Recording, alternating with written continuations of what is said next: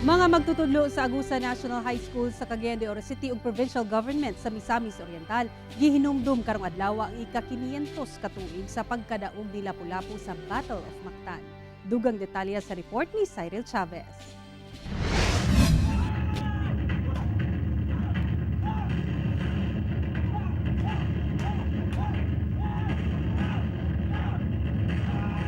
Gipaagi sa mabulukong theatrical performance sa mga magtutudlo sa Agusa National High School sa Cagayan de Oro City ang ika-500 nga katuigan sa pagkadaog sa mga Pilipino sa Mactan batok sa mga mananakop nga Espanyol. Kompleto sa costumes ug pinasahi ang pagsadula sa mga magtutudlo aron mahulagway ang nahitabo sa Mactan, Cebu niadtong 1521.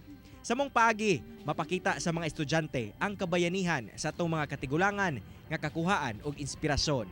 To all of you, I hope that you value the heroism that is shown of your teachers and show to your family and build yourself, build your future because we will all just be here to back you up. Gawa sa paghinumdom sa kabayanihan ni Lapu-Lapu atol sa aktibidad, gipasalamatan usab sa DepEd ang gipakitang kabayanihan sa mga magtutudlo karong pandemya.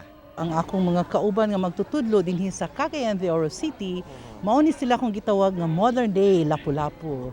Kay ilaha man gyung i-protect ang interest sa atong mga learners even if we are now on modular distance learning.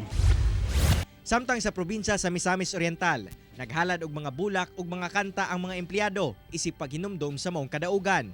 Mensahe sa LGU nga bisan og dili maayo ang pagpanakop ni Magellan, lantawon usab kining positibo, sanglit kini ang nahimong dalan sa Kristyanismo sa nasod. Kauban si Makoy Sempron sa kamera.